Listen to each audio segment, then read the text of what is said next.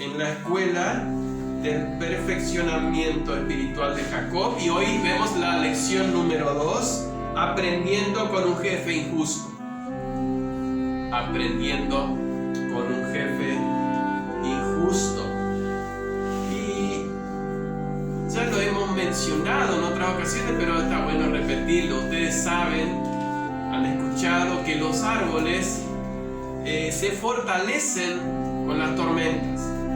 Los árboles que están en un bosque que no les agarra viento, si de repente se quitan todos los árboles alrededor, dejamos uno solo parado, ese no queda mucho tiempo, la primera tormenta se va. Pero esa es la fortaleza del árbol en sí. Pero la profundidad de las raíces es por falta de agua. Cuanto menos agua tiene un árbol, más largas y más para abajo se van las raíces. O sea que si queremos debilitar un árbol,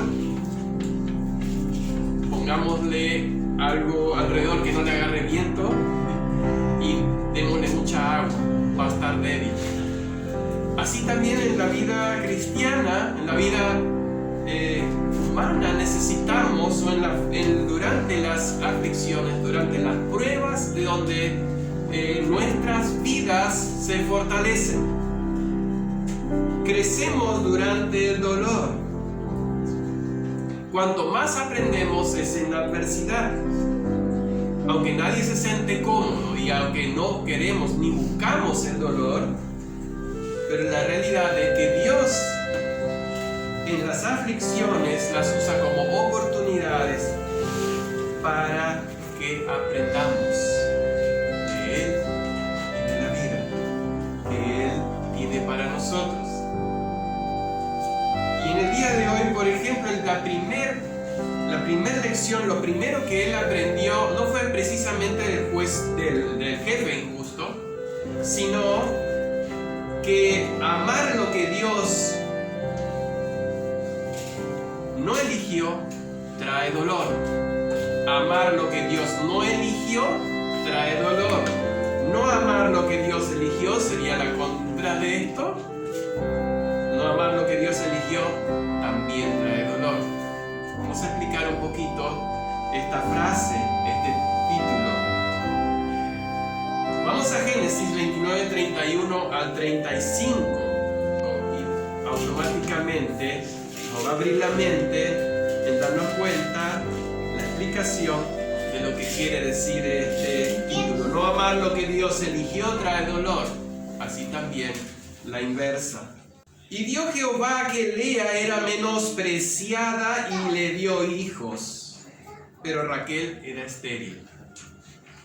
Y concibió Lea y dio a luz un hijo y lo llamó Rubén, porque dijo: ha mirado Jehová mi aflicción, ahora por tanto me amará mi marido.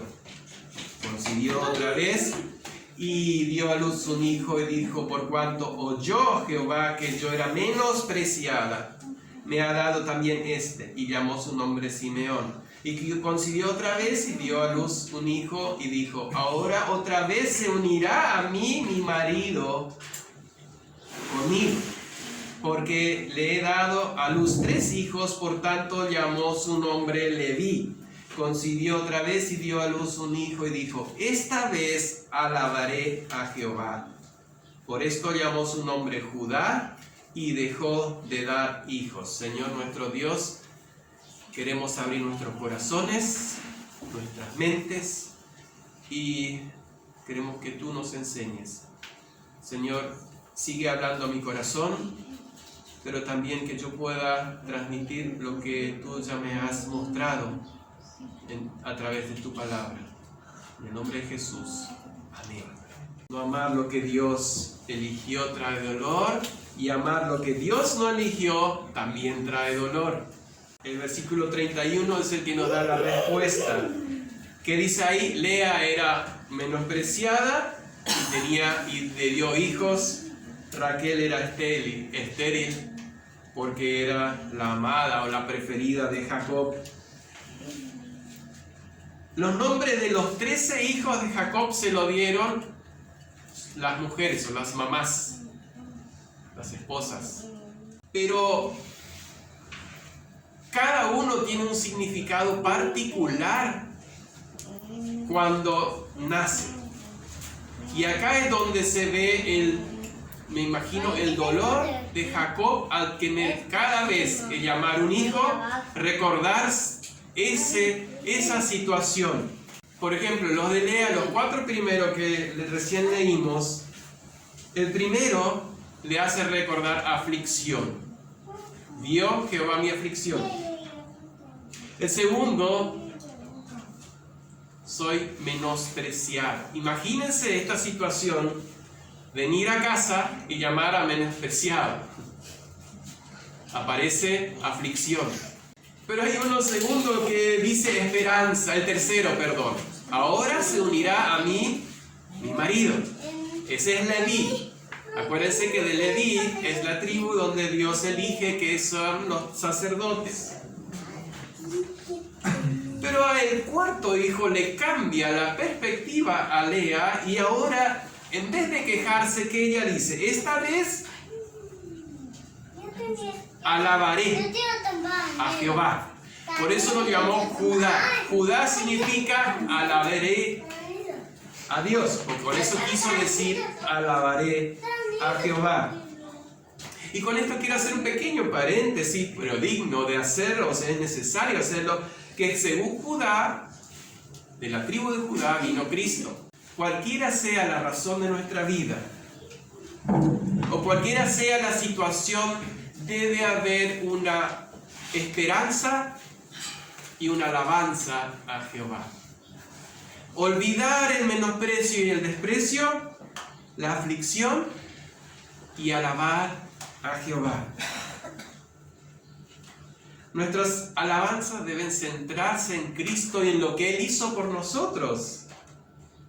Él es el objeto de nuestra alabanza y nuestra adoración. Él es el mediador, el que descendió del cielo, tomó forma humana para que nosotros tengamos un motivo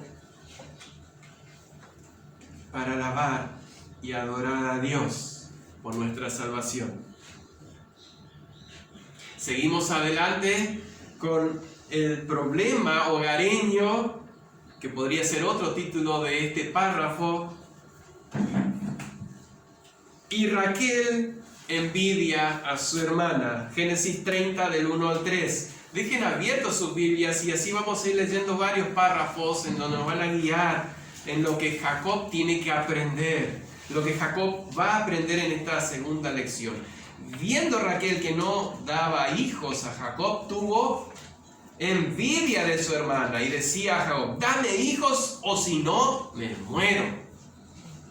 Jacob se enojó contra Raquel y dijo, ¿soy yo acaso Dios que te impidió el fruto del vientre? Y ella dijo, he aquí mi sierva Bilha, llégate a ella y dará a luz sobre mis rodillas y yo también tendré hijos de ella. La envidia es dolerse porque al prójimo le va mejor o porque el prójimo está bien. Eso es envidia. El orgullo es al revés, es sentirse mejor o sentirse bien porque al prójimo va mal. Pero en este caso, esta señora, vamos a hacer una aclaración, ¿no? Del vamos, él ya no estaba siguiendo, Jacob no siguió el modelo bíblico, el modelo ordenado por Dios, un hombre, una mujer. Bueno, desde ahí ya empezaron los problemas y siguieron más adelante, pero la rivalidad entre hermanas causó gran aflicción y dolor en la vida de Jacob y en toda la familia, y eso después se va a trasladar, vamos a ver en las siguientes lecciones también cómo eso va a tocar a toda esa familia y va a dar gran sufrimiento. No hay pecado más odioso para Dios que la envidia, o que sea más dañino para nosotros y para nuestros prójimos. Ella no entendía, no consideró que Dios hace las diferencias, que Dios, como le dijo Jacob, Dios te impidió el tener hijos. Ella no entendía eso.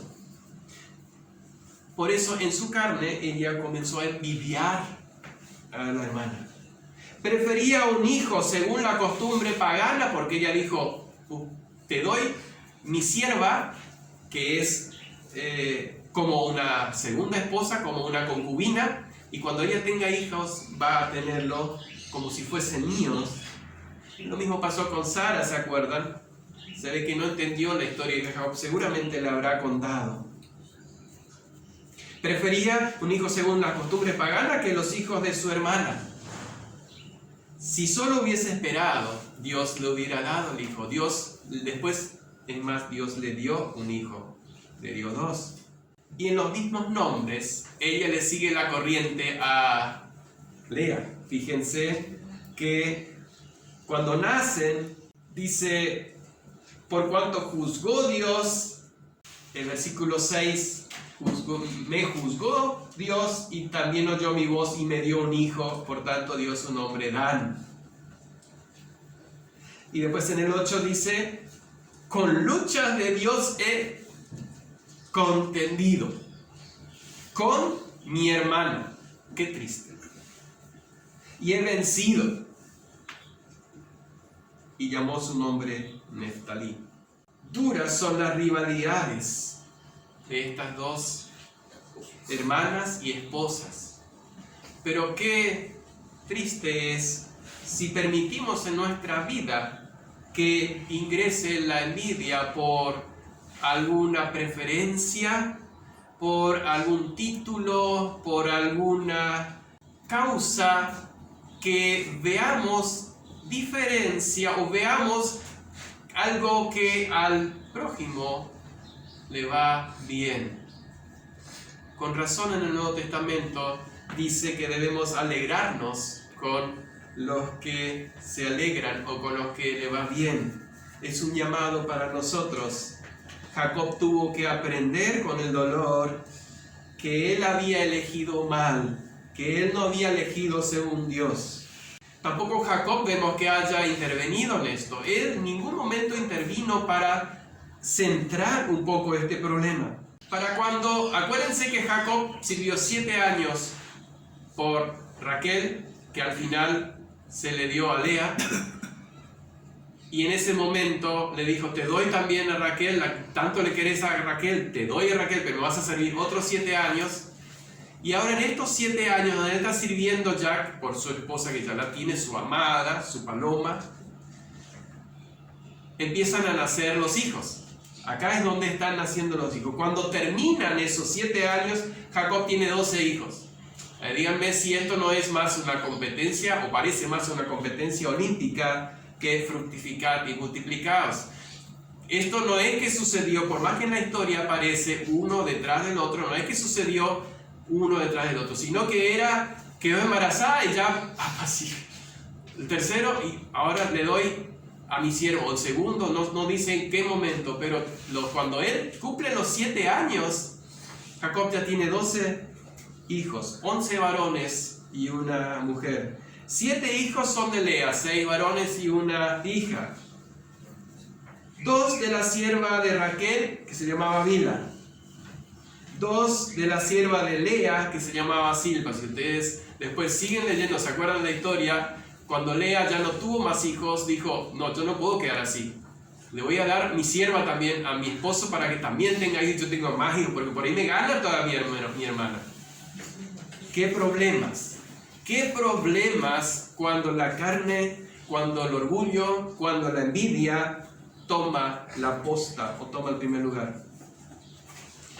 Cuando terminan los 7 años de servicio por Raquel, Jacob tiene 12 hijos y 4 mujeres. Se casó con 2, pero 2 eran concubinas.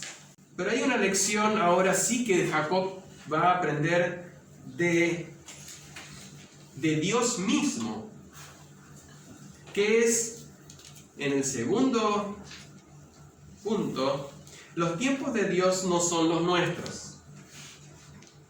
Vamos a 30, 25 al 28 y 32, 33. Capítulo 30, 25.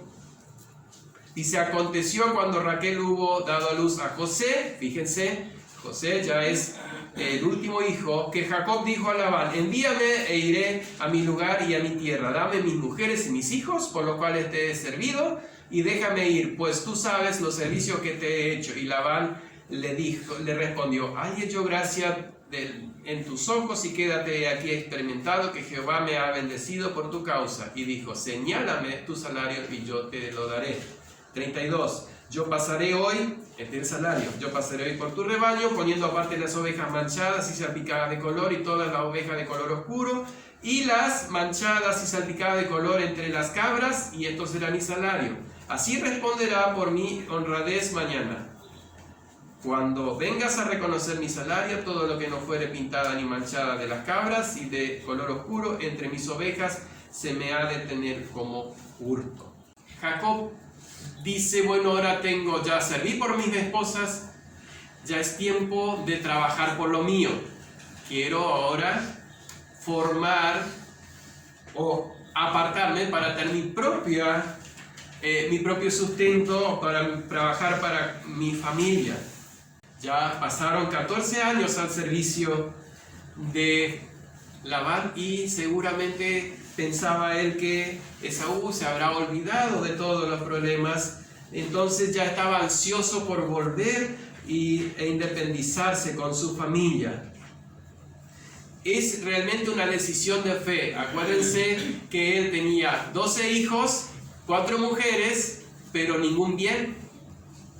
Él estaba comenzando a aprender que puede depender de Dios y que Dios le va a sustentar.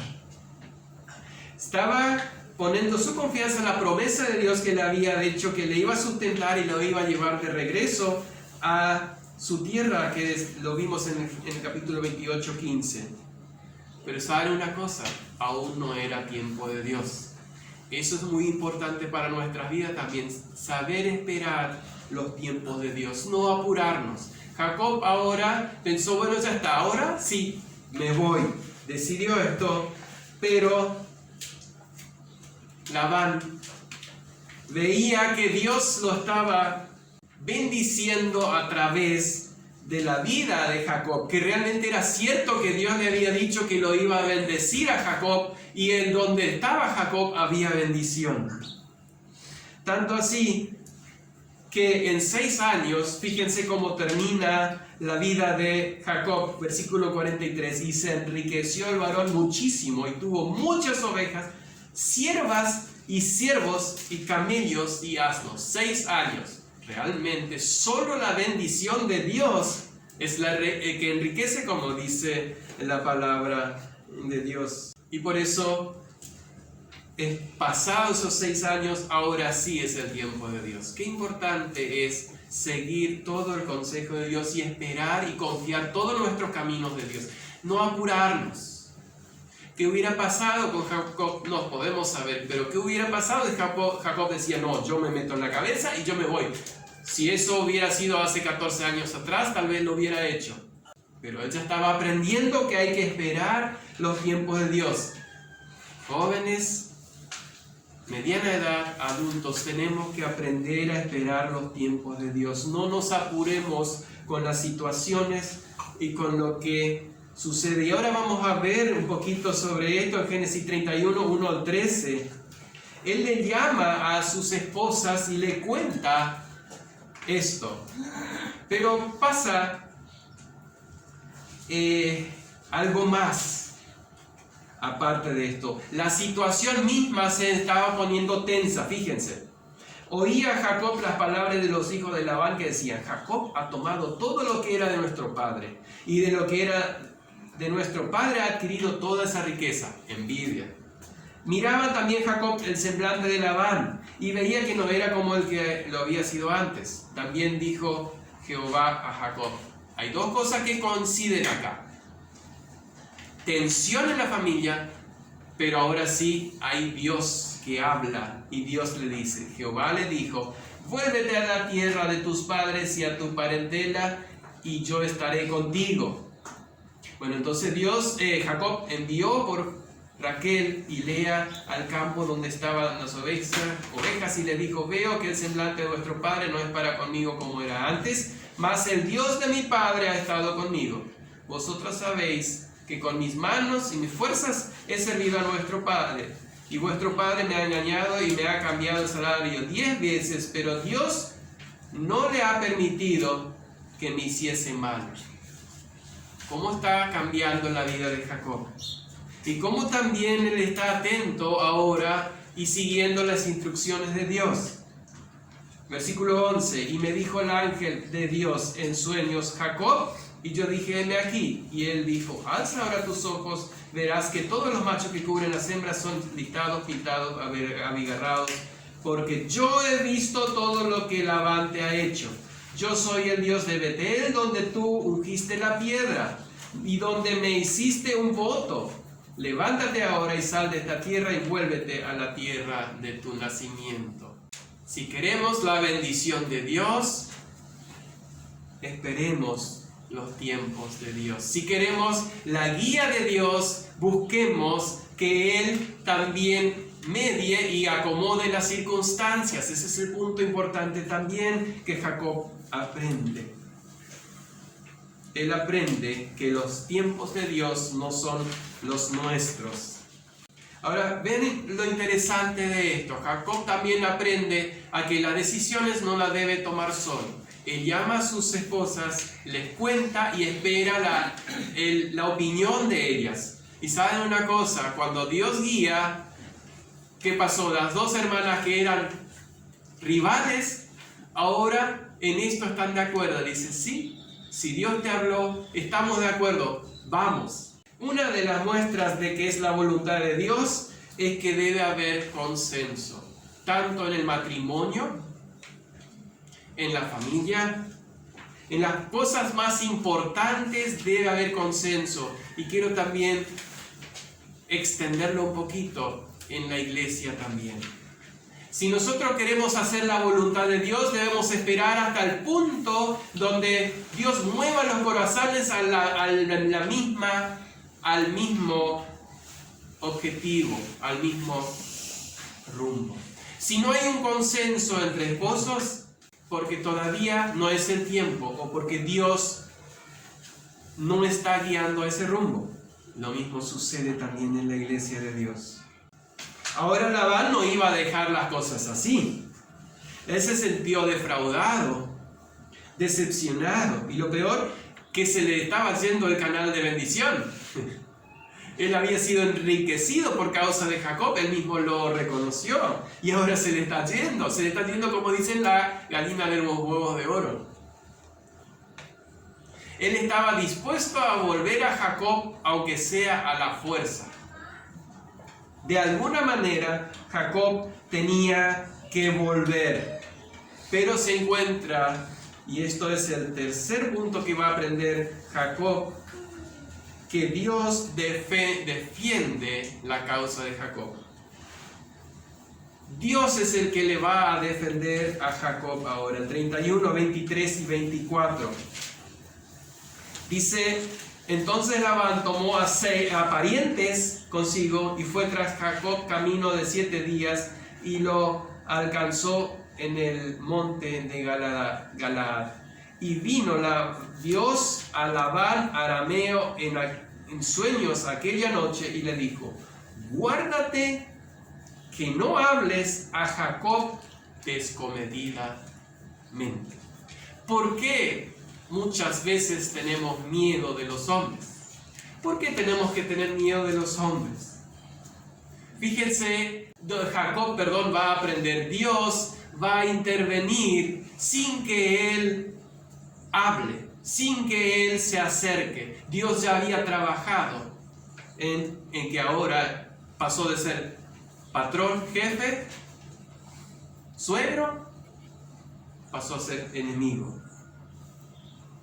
Jacob aprende a no buscar y hacer justicia por mano propia. Fíjense en Lamentaciones 3, 57 al 59. Lo importante, que te acercaste el día que te invoqué, dijiste, no temas. Abogaste, Señor, la causa de mi alma, redimiste mi vida. Tú has visto, oh Jehová, mi agravio, defiende mi causa. Jacob aprendió que Dios es el que lo va a cuidar Dios el que lo ha cuidado hasta ahora y lo va a seguir cuidando.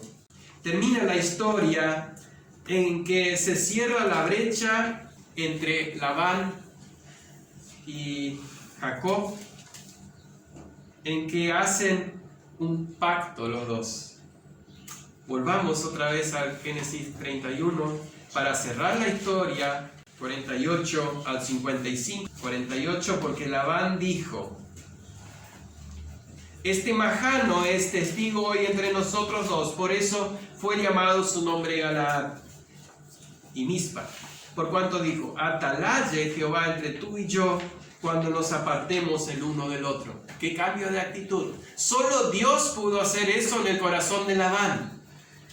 ¿Cuántas veces nosotros queremos forzar las situaciones, acomodar los tantos, cambiar las posturas?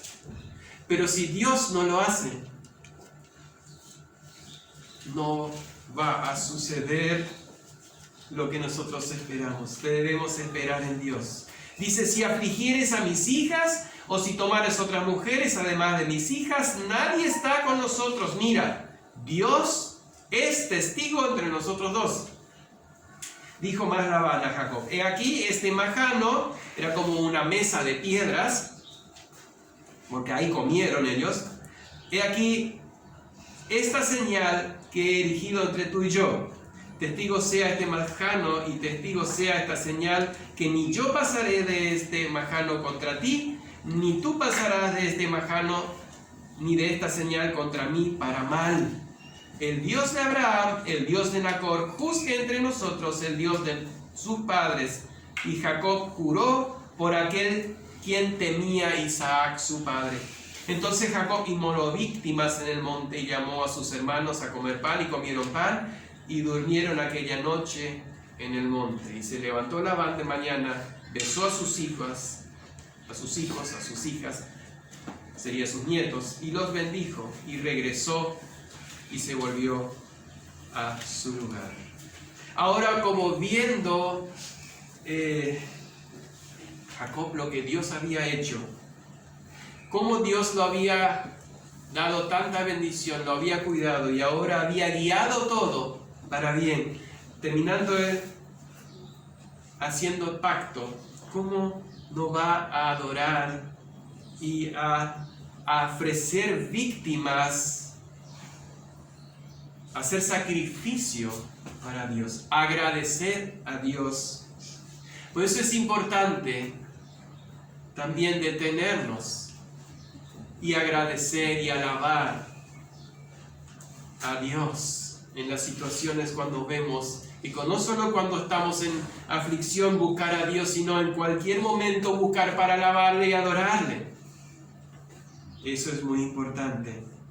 Y para conclusión y aplicación queremos ver tres cosas más que Jacob aprende de un jefe injusto. La cuarta cosa que él aprende es vivir bajo autoridad. Acuérdense que Jacob era el preferido de su mamá, era el hijo del dueño en la casa de Isaac. Él se levantaba a la hora que quería, comía lo que quería, se cocinaba solo, dormía cuando quería, salía a pasear cuando quería. Era todo, como puede decir, libre. Pero esto cambió cuando tuvo que salir con una mano atrás y una mano adelante.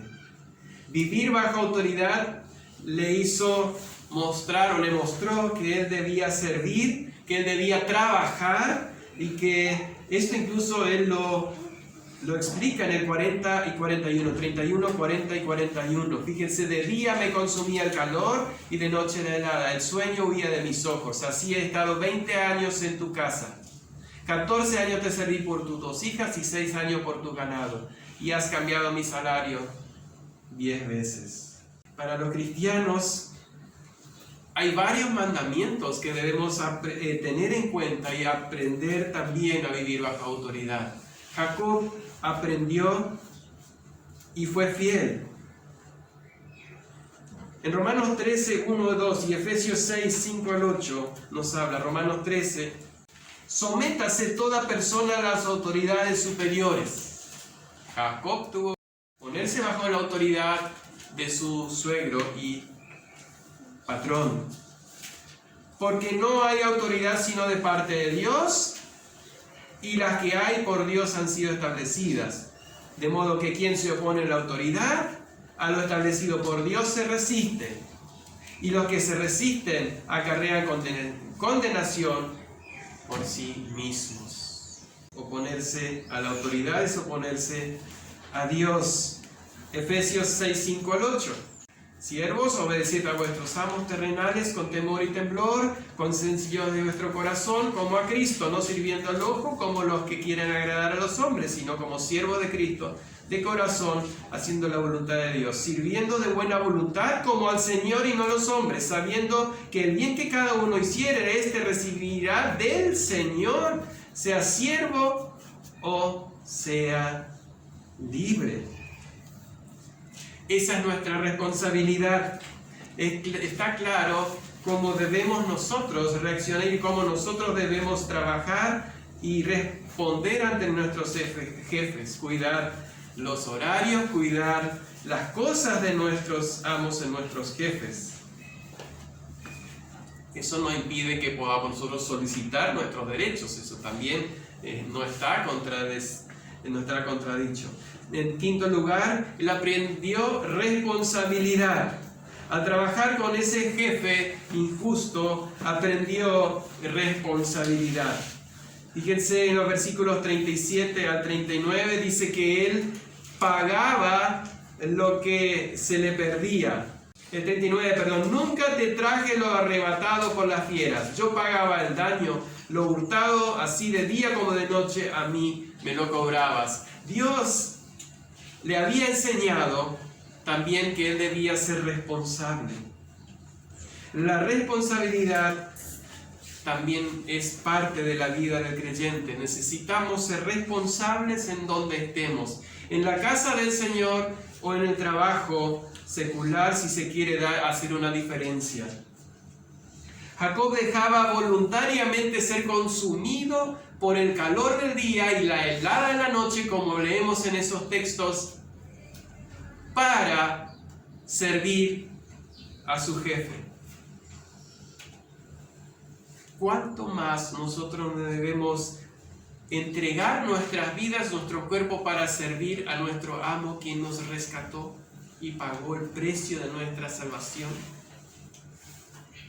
Que la lluvia, la helada, el frío o el calor no detenga nuestro servicio a Dios, no nos detenga en nuestra entrega al Señor y no nos limite para ser buen testimonio como hijos de Dios. Y por último, Jacob también aprende humildad. Tuvo que aceptar las condiciones que él le ponía. Leímos recién, hace un momento, que le cambió el salario 10 veces. Cuando él veía que, cuando le había puesto el primero que tenían, su salario eran las ovejas manchadas, las ovejas que más nacían eran manchadas. Dijo, epa, acá hay un problema, cambiemos. De ahora en adelante, las manchadas son mías y las de color liso son tuyas. Al tiempo, nacían siempre por el lado de Jacob. Y podemos sacar varias conclusiones de esta situación, porque incluso dice que él ponía varas donde se apareaban las ovejas. Eso eran costumbres o eran ideas que él tenía. Acá lo claro es que Dios lo estaba bendiciendo y Dios le estaba dando eso. No era el resultado de su mente, de sus acciones, lo que traía la bendición, sino que la bendición de Dios por misericordia que él tenía de él. Él había aprendido que Dios lo había guiado hasta allá, que Dios estaba permitiendo todas esas situaciones, por eso él se humilló. Santiago 4:10 y 1 Pedro 5:6 nos habla cómo nosotros debemos vivir. Pero él da mayor gracia, por esto dice, Dios resiste a los soberbios y da gracia a los humildes. Someteos pues a Dios. 1 Pedro 5:6, 1 Pedro 5:6. Humillaos pues bajo la poderosa mano de Dios, para que Él os exalte cuando fuere tiempo. Todo esto vimos en la vida de Jacob. Dios tenía sus tiempos y Dios también le llevó a exaltarlo cuando fue el tiempo preparado para Él. Lo que debemos nosotros mentalizarnos y pedir a Dios que nos dé toda la claridad mental de que Dios está al control de todo y que los tiempos de Él no son precisamente los nuestros. Jacob trabajó 20 años por una familia y su independencia. 1 Pedro 2:23 dice que nosotros debemos tomar el ejemplo del Señor. Dice que cuando le maldecían, no respondía con maldición. Cuando padecía, no amenazaba, sino encomendaba la causa que el que juzga justamente. Jesús es nuestro mejor ejemplo a seguir. No reaccionar, no saltar, que no nos salte la cadena, como se dice normalmente. ¿Y cómo cuesta eso, no? ¿Cómo cuesta eso? Necesitamos orar todos los días, llenarnos y pedir a Dios y al Espíritu Santo que nos ilumine, nos dé la fuerza y nos guíe para que nosotros podamos aprender a humillarnos, que las situaciones no son el problema, sino el problema es cómo yo reacciono a esa situación. ¿Qué hago yo con esa situación? Ahí es donde se muestra quién soy yo. Para nosotros hoy puede ser algún jefe difícil, que Dios utiliza como escuela para enseñarnos sus lecciones. Pero también puede ser un vecino, puede ser un pariente, puede ser un compañero. Y hasta puede ser, ojalá que nunca, pero puede ser un cónyuge. Que Dios utiliza como escuela espiritual de Dios, así como lo fue para Jacob. Pero ¿y cómo reaccionamos? ¿Dónde está nuestra confianza? Jacob tenía mucho que aprender todavía. Lo vamos a ver en las próximas lecciones. Él ni siquiera sabía cuántas lecciones más le iban a venir en su vida. Y la próxima por lo menos va a ser bastante difícil. Pero él estaba en la escuela de Dios. Eso es lo que debemos, hermanos, mentalizarnos, que estamos en la escuela de Dios. Yo todavía no he sido completado. Ni tú, ni nadie de nosotros está completo. Pero estamos en la escuela de Dios. Depende de nosotros cómo nos preparamos y aprendemos la lección, cómo nos disponemos para que Dios siga trabajando en nosotros y podamos aprender. Estamos en proceso, Dios no ha terminado todavía. Tal vez tengamos que aprender como Jacob, que no amar lo que Dios eligió para mí trae dolor. O amar lo que Dios no eligió también trae dolor. Aprender que los tiempos son los de Él y no los nuestros. O aprender a encomendar nuestras causas a Dios antes que discutir o enfrentarnos a los hombres. Tal vez aprender a vivir bajo autoridad. Tal vez nos falta aprender a mí o a alguien de ustedes aprender a vivir bajo autoridad. Tal vez responsabilidad. Tal vez nos falta aprender responsabilidad. O humildad. Bueno, creo que en esa tengo muchos compañeros de clase. Aprender humildad. No sé por ustedes, pero yo me inscribo en la escuela de Dios. Debemos disponernos para ser humillados bajo la poderosa mano de Dios. Sepamos que los apóstoles enseñaron que la vida cristiana no es ir de vacaciones. El paraíso no está aquí, sino allá. Que Jesús mismo dijo, para entrar a la vida, hay dos caminos. Para entrar a la vida no es el ancho, sino el angosto.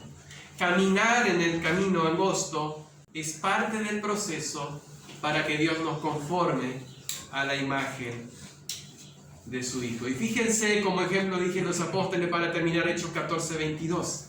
Confirmando los ánimos de los discípulos, exhortándoles a que permaneciesen en la fe y diciéndoles: es necesario que a través de muchas tribulaciones entremos en el reino de Dios. La iglesia se ha olvidado de esto. Los creyentes nos hemos olvidado porque hoy en el mundo hay muchas cosas que alivian un poco los dolores.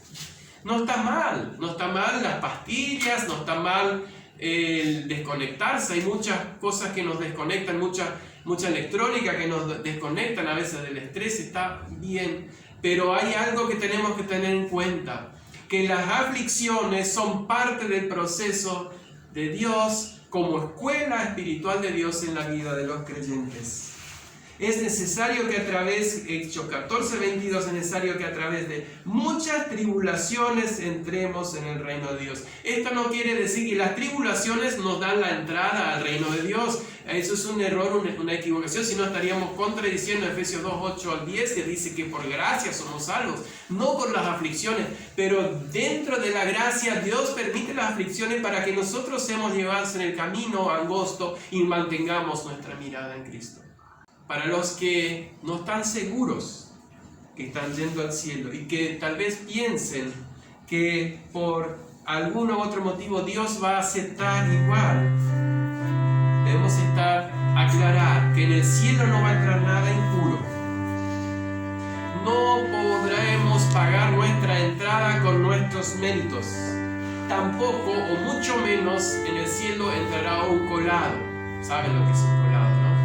Meterse sin... Adelante de la fila. Adelante de la fila, eso ya es ser colado. Necesitamos lo que Cristo pagó por nuestra entrada. Aplicar ese perdón que Cristo ofrece a los pecadores para hacerte acreedor de la entrada, para hacernos acreedor de las entradas al cielo. Y seguir caminando en ese camino angosto es que hemos reconocido, y el que no lo ha hecho tiene que hacer, reconocer que solo Cristo hace posible, el sacrificio de Cristo, el perdón de nuestros pecados, que arrepentidos nosotros venimos delante de Él, es lo que hace la entrada al cielo. Pero mientras que vamos hacia el cielo, seguimos caminando en la escuela de Dios y aprendiendo de un esposo, de un vecino, de un jefe injusto, porque Dios lo permite, porque Dios lo ha puesto así.